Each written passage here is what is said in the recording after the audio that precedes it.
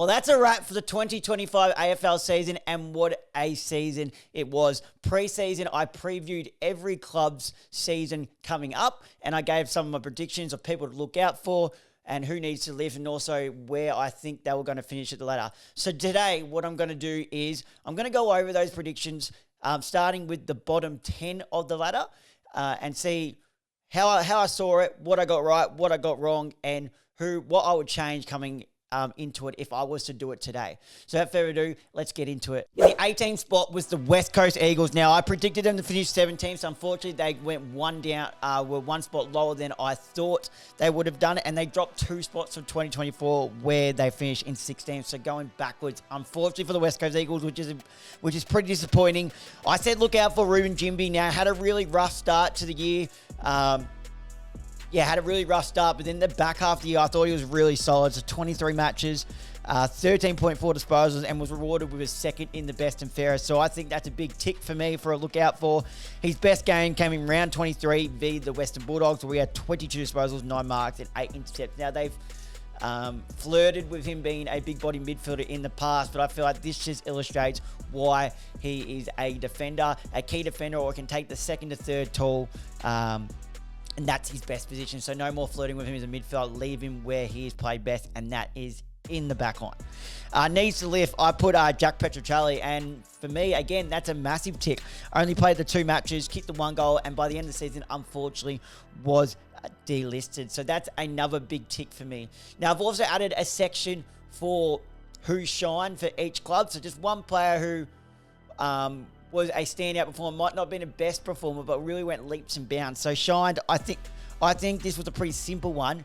Was taken in the mid-season draft. It's Tom McCarthy. Was playing in the Southern Football Netball League, then picked up in the mid-season, and in his first game had 31 disposals, going at 94% efficiency, 9 intercepts, 7 rebound 50s, and 571 metres gained. Playing the 10 matches, averaging 23.6 disposals. Playing that half-back role, really neat with the ball, uses it really well. And then to the last few games, they also started playing him through the midfield, obviously. With them finishing on the bottom of the ladder, they wanted to see what else they had, so they started using him a bit more up the ground, and looked really good up the ground there too. So a big tick there for Tom McCarthy, and it just shows how many more players are out there at local level, considering he only was playing Southern not long ago, as I mentioned, and now playing at West Coast, and was probably in the second half of the year, one of their, if not their best player. Yeah, in the 17th spot, and the team, even though we say 17th, they surprised people who thought they might not have won a game all year, and they did it in the very first game. So that is Richmond. I predicted them in 2024, they finished 18th, and I predicted them to again go back-to-back with the wooden spoon. So they have jumped 1 spot, and that's an cross for me. Did not get that one right. I said look out for Tom Brown, and I thought he was okay, but not as good as I was hoping he would be. Played the sub a few times as well. 23 matches, averages to 14 disposals and 4.5 marks. Obviously a beautiful user off that half-back line. Best game was round 18 v Essendon. He had 23 disposals, 11 marks, 9 intercepts, and 8 rebound 50s. Now, it needs to lift. Now, depending on how you look at it in the needs to lift scenario, it's a tick for, is it a tick that I've realised that he needs to lift and he has delivered, or is it a tick for the player? So whichever way you want to go, needs to lift was Jacob Hopper, and he delivered. From the 23 matches, averaged the 26.4 disposals and 5.7 clearances. Best game came round, I haven't even put what round it is, but best game came against West Coast, where he had 33 disposals. Now, one player that I put that shined, this mainly occurred in the second half of the season, was known as a defender, but then they started using him off the halfback and more up on the wing role, and that's Sam Banks. I mentioned him a lot on the podcast. Was really impressed by the amount of ball he was getting, but then when he was getting it, he was not wasting disposals. He was using it really well. Averaged to 21.1 disposals, 17 of them were effective, and he kicked the 4 goals as well. Best game was the last game of the round against Geelong. He had 30 disposals at 80% efficiency, 10 marks, 9 rebound 50s, and 590 metres gained. So all in all, Adam Uze can be happy with that performance, I think, because people were writing off saying that they weren't going to be weren't going to be able to win a game, and they went out and won 5. So I think that's a big tick for Adam Uze, and he's definitely got some young talent there to work with. Now, in 16th place, we have the Kangaroos, North Melbourne. Now, 2024, they finished 17th, so they went up one spot, but I don't think it's a much of an improvement. We didn't see much more than we already have. We haven't seen... They've got the young talent there, but they haven't produced performances that they should be with that young talent, and we've seen no room of massive improvements, where this year we thought might have been the reason. Mind you, I did predict them to finish 16th, so I did get that right, but many people thought this might be the year where they start going to that 12th to 10th spot with the players they had. Maybe it's next year, but we didn't see much to show why it will be next year. I'm hoping I'm wrong. We thought when after that game against Melbourne, when they absolutely beat them by 50, 60 points, they absolutely smashed them, that geez, this might be the year now, but they continued to disappoint us, didn't win games that they should have, and yeah, but they got a draw against Brisbane, who might go on, but while I'm recording this, they might go back-to-back, so I'm recording this Thursday, the week of the grand final, so they got a draw there, but they just weren't able to win games. I said look out for Harry Sheezel, which is a cop-out, but in brackets, I put more mid-time. Now, This is debatable because he spent a lot of time at halfback too, but then they pushed him through the midfield, and that's where he shined. 22 matches, averaged to 29.3 disposals, and this is where I'd like to go up. I'd like to see more clearances, more score involvements in his game. So that where he was playing that second half of the season, that centre forward role through that midfield, so he only averaged the 3.5 clearances. That needs to go up probably above 5. And 5.4 score involvements. That needs to go above 6.5, in my personal opinion. And when he started playing that midfield forward role, he kicked the 7 goals and was consistently hitting the scoreboard as well. Best game, self-explanatory. Round 23 v Richmond. He had 54 disposals, kicked the 2 goals, 15 score involvements, 8 inside 50s, 6 clearances and 683 metres gained, and broke the record for the most disposals in a game VFL AFL level. Just an amazing achievement, and what a star that he will be. What he doesn't possess with elite speed, he backs it up with poise, with ball in hand, and just like a Scott Pennery, kind of slows the game around. So with poises with ball in hand, and also his smartness around the ball. And geez, doesn't he prepare himself like an elite athlete? A lot of his diet counts his calories and all that amazing stuff, but he's definitely one we'd already know, but I'm sure we haven't seen the best of Harry Sheezel yet, and we've been playing that midfield forward role that we saw in the second half of the year. It's scary what he could become. Needs to lift, big tick for me here. So 2 ticks in a row for me, or 3 ticks because I got their position right as well. Josh Goda, 0 games. So that's a big tick for me. There have been big talks about Josh Goda as that defender role. We just haven't seen him. By all means, body has let him down too, but we can't really say that his success with where he was drafted, he was a first-round draft pick, until he starts putting footy together, get his body right. So he would be close. He would be on the nice edge to losing his spot on the list. Shined, it was Paul Curtis. Other than that ridiculous 3-week suspension he got for that tackle, he was enormous. 18 matches, kicked the 38 goals, which is an average of 2.1 a game, averaged 12 disposals, 4.4 tackles, which is what I really like. He applies that forward pressure and the 4 marks. Best game was round 2 v Melbourne. Gathered plenty of the ball as well as his goals. He had 22 disposals, kicked 3 goals too, 11 score involvements and 6 marks. So we do next year though need to see some big improvements from North Melbourne. We want to see them start going to that 13th, 12th, 10th spot. In the 15th place, dropping a few spots, but it wasn't all their fault because the injuries that they sustained, the key injuries, they were just left with no one real in the end. That is the Bombers. They finished 15th. 2024, they did finish 11th as well. I haven't wrote what I predicted there, which is quite annoying. But in the next 2 I haven't, but the Port Adelaide I have. But yeah, so 2024 they finished 11th, so they dropped 4 spots. Now I said look out for Sam Durham. Now, it's a tick, but I would have liked to see it a little bit more. I think he's hard at it. I just love the way he plays, but I just would have seen maybe a little bit more. Might be a bit harsh there. 20 games, 21.9 disposals, 5.4 clearances, and kicked the 8 goals. Best game was round 23 v St Kilda, where he had 28 disposals, 7 clearances, 7 tackles, and 8 score moments. Another massive tick for me for the needs to lift was Nick Cox. Played the 0 games. His body is not, his body is just not holding up to AFL level. Might not be all his fault, but at the moment, his body just clearly isn't holding up. I hope he gets it right, because he's definitely got some talent there. But at the moment, he is not a pass mark for where he was drafted. Shined Archie Roberts, young star of the half-back line, came leaps and bounds this year. 23 matches, averaged 24.5 disposals, averaged 5.3 marks, and kicked 2 goals in the half-back line as well. Best game was round 18 v Richmond. 31 disposals at 87%, 11 intercepts, and 7 marks. Uses the ball really well, gathers plenty of the footy. Really good one for the Bombers' future there. Now, staying in the exact same spot that they finished in 2024 is the Melbourne Football Club in 14th spot. Disappointing. Yeah, just really disappointing. Obviously, losing Simon Goodwood as a coach now too probably illustrates the type of season that they had. Petrarca didn't get back to his best form after last year. Oliver is thereabouts. I would have liked to see them give Harvey Langford and Trent Rivers a bit more centre bounce time, but hopefully we see that in 2026 under new coach Stephen King. Look out for, I said, Jacob Van Rooyen, and for me this is a big cross.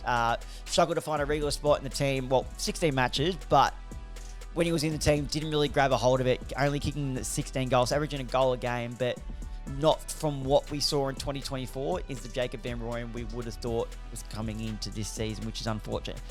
Needs to lift. Clayton Oliver. I'm iffy about this one, whether I got it right or wrong. 22 matches, averaged to 25.4 disposals, 5.5 clearances, 5.4 tackles, and kicked the 4 goals. So it's a solid season, but it's nothing like the Clayton Oliver that we saw at his best.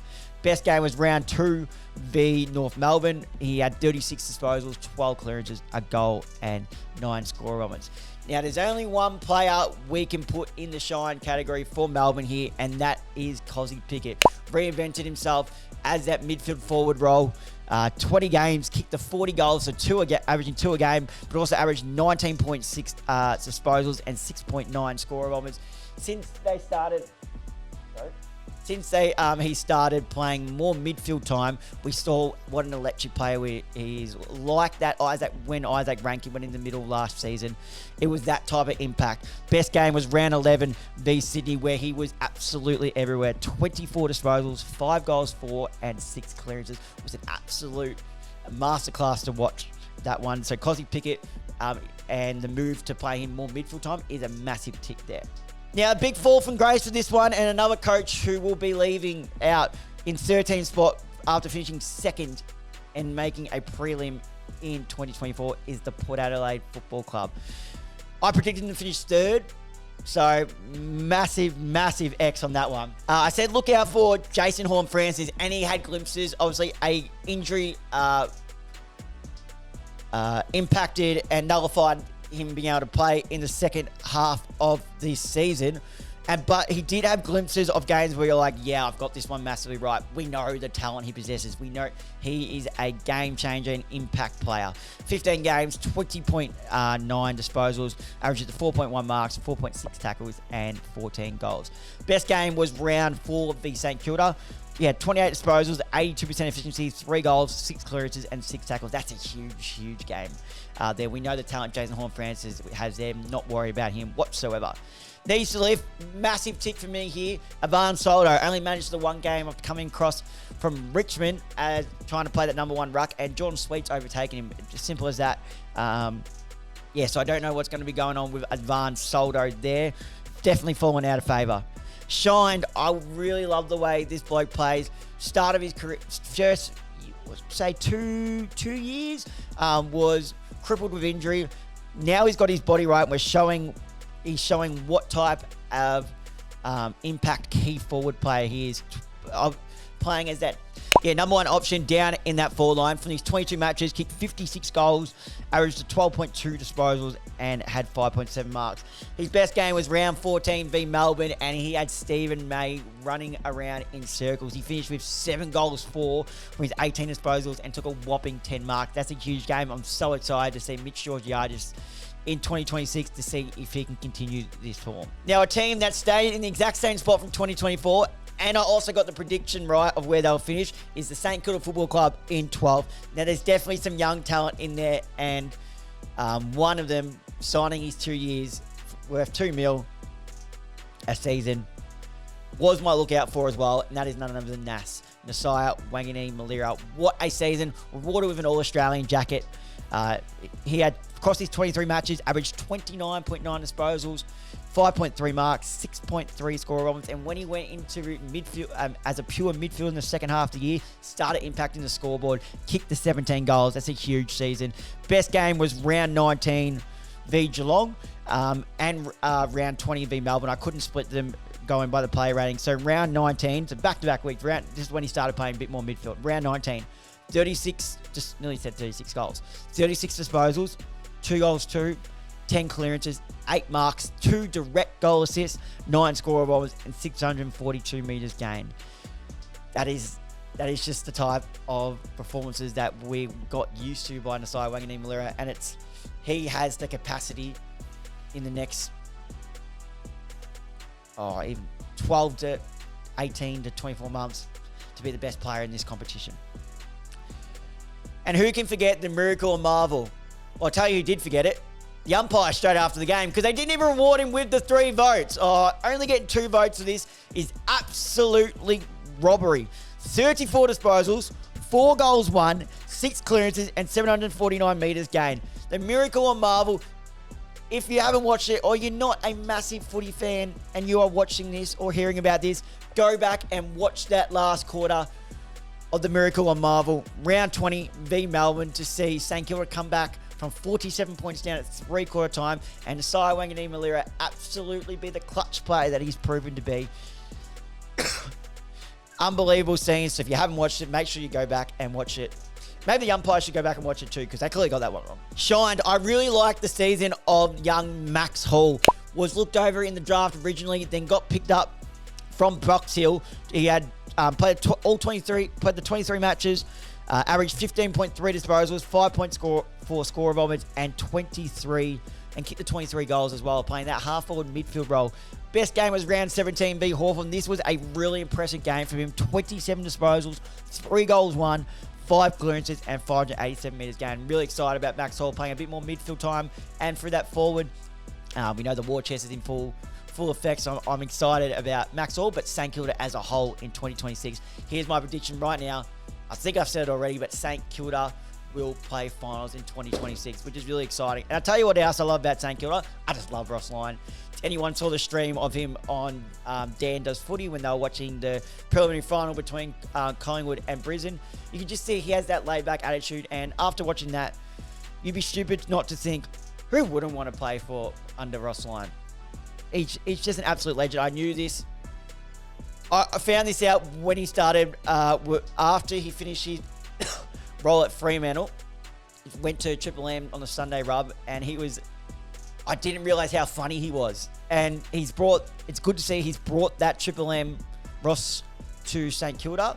And geez, he's just a funny bloke, and who wouldn't want to love to play under him? Now, in the 11th spot, another disappointing season. Many people had them in the top 8. Some people had them in the top 4. I myself predicted them to finish 5th, and 2024 they finished 8th.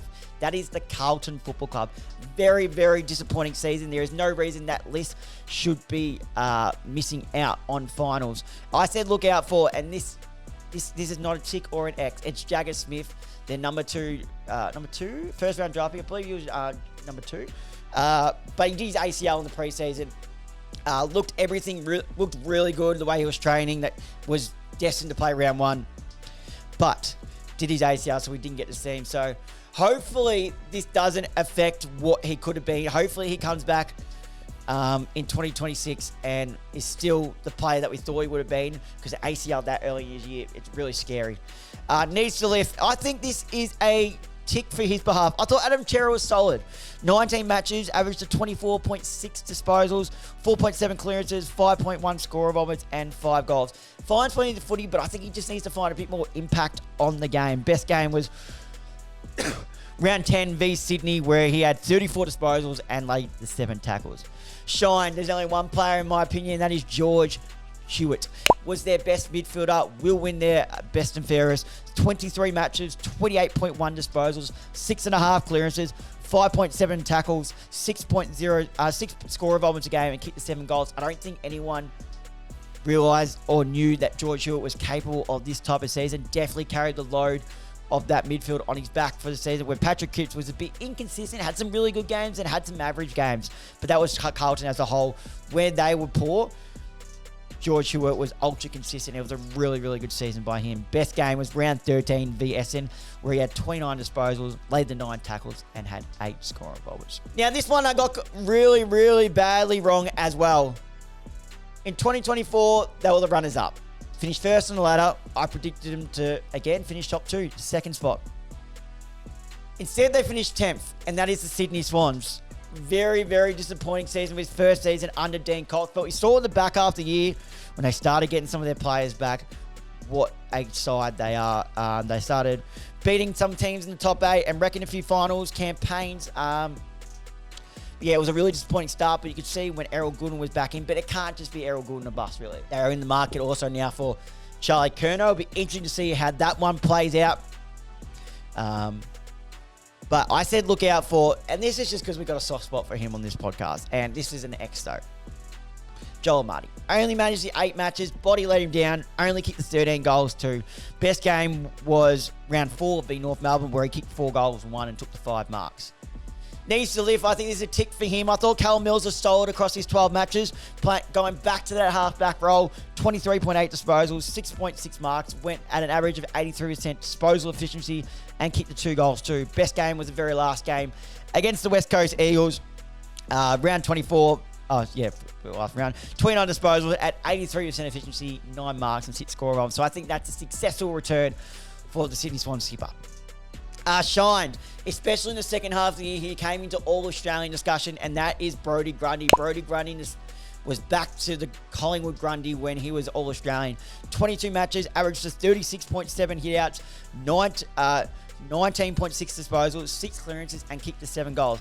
His best game was, without a doubt, against a debutant, but what a game he had. Round 21 v Essendon. I think it's the most disposals by a ruckman ever in a game. 39 disposals, 32 hit-outs, 13 clearances, 9 score involvements, and took the 8 marks. So great season by Brodie Grundy, and it was great to see him get back to some ripping form that we know that he is as being a Collingwood supporter. I saw him at his best, and I know what type of player he is.